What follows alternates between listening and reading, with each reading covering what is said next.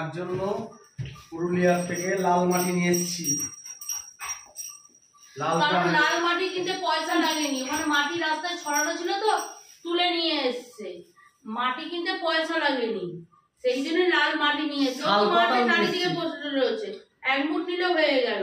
তারপর বের করতে হবে, তারপর ও তো গাছে ধোয়া হয়ে রয়েছে, গাছে হয়ে রয়েছে, ছিঁড়ে নিয়েছে। ছিঁড়তে তো উনি ভালো পারে, ছিঁড়ে নিয়েছে, সেই জন্য শাল পাতা নিয়ে এসছে। এই দেখ দাঁড়াওয়ারি মুখোশ, দাঁড়া বাবা, এই দেখ মুখোশ। মুখোশ নিয়ে এসছে আবার নতুন করে। বিয়ের আজ 15-16 বছর ধরে মুখোশ পরে রয়েছি, আবার নতুন করে মুখোশ নিয়ে এসছে তোর বাপ। আমার শ্বশুর আমাকে বলেছিলেন ঘরের বউ, আবার বউ কি? ঘরের বউ মানে হচ্ছে ঝি, সে ঘরের কাজ বাজ করবে, খাবে দাবে, ঘরে থাকবে।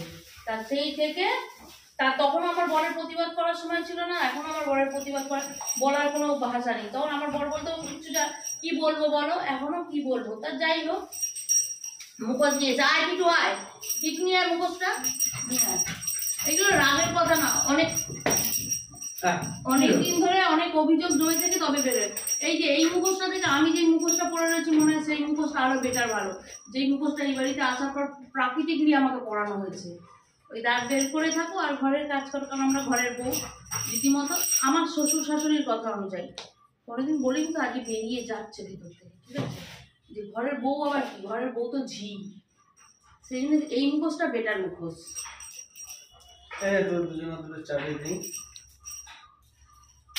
চাবিটা দিবি কিসে? চাবি রিং এনে দিয়েছে, কিসে চাবি দিবি? চাবি ঘরে নেই, চাবি রিং দিয়ে কি করবি? সম্পত্তি বলতে তো শুধু এই একটা বাড়ি, চাবি রিংটা কিসে দিবি? কারণ অর্ধেকটা সময় তো ঘুরে ফিরে বেরিয়েই তো সময় কেটে যাচ্ছে। কোথাও যাই না, কিছু করি না, কিছুই প্লে করছি না, তার সত্ত্বেও সবকিছুই হচ্ছে না।